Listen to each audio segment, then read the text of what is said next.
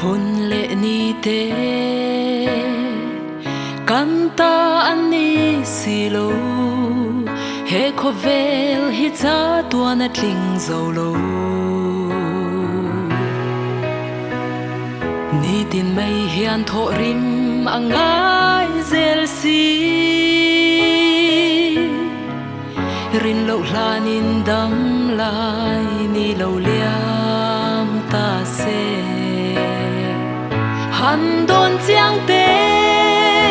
u na hun le ni te an liam zel si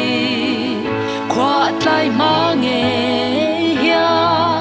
cha tuan nun kong izo do nem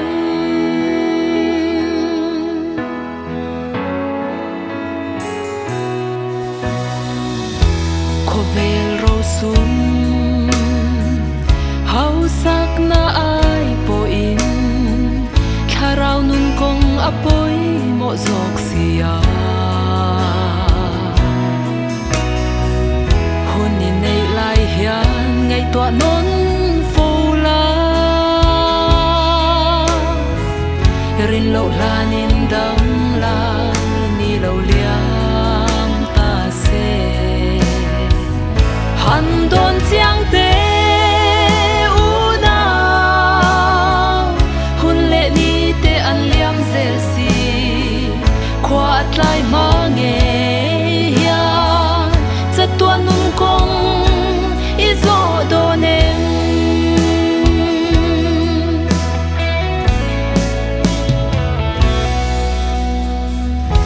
khovel hring nun zin kong chuk cho wa hian min chan dam tu i swal re chang lo vin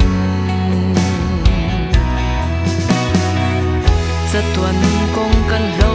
le ngal si chua rin lo hlanin dam lai ni lo liam ta se han don chiang te u na hun le ni te an liam zel si khwa tlai ma nge ya cha tuan nun kong izo do nem kan kong zo me